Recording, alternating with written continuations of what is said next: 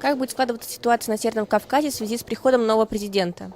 Ну, я думаю, что ситуацию это скорее улучшит, чем ухудшит.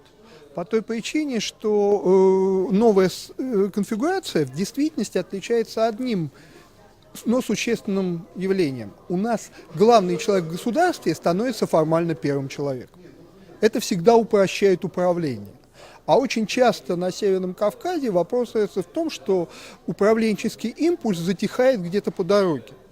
Вот то, что президент и Путин это будет одно и то же лицо, это значительно упростит механизмы управления и управления регионального в первую очередь. Да? Я думаю, что существенным будет вот та административная реформа, то есть переход на избрание региональных руководителей для Северного Кавказа, это, думаю, очень существенно, по крайней мере. То, что я видел в некоторых республиках Северного Кавказа, выборы там изменят некоторые вещи. И в первую очередь позитивно изменит, потому что люди, которые думают, что их никто не просто не слышит и слушать не собирается, получат возможность высказать свою позицию. Да? И третье – это экономическая реформа. Экономическая реформа в условиях, ну, скажем честно, Северный Кавказ дотационен, да? Он существенно изменит положение Северного Кавказа и его внешнюю формальную дотационность, потому что регион, где есть нефть, в общем, трудно предположить, что он должен быть дотационным. Да? Это маловероятно. Здесь нужно говорить именно о счетности. Да? Вот мы предполагаем, что это дотация, ну и ладно. Да, кто там у кого сколько берет, это долгий, длинный разговор. А эта реформа предположительно, я не экономист, это вот Михаил Геннадьевич лучше, предположительно должна упростить, опять же, эту схему, и многое проявится из того, что сегодня находится в песке. Да? И четвертое, уж это, ну, это мое любимое, это вопросы молодежи. Они, конечно, непосредственно с появлением нового старого президента не связаны, они всегда были, они здесь не только на Кавказе, но и в России.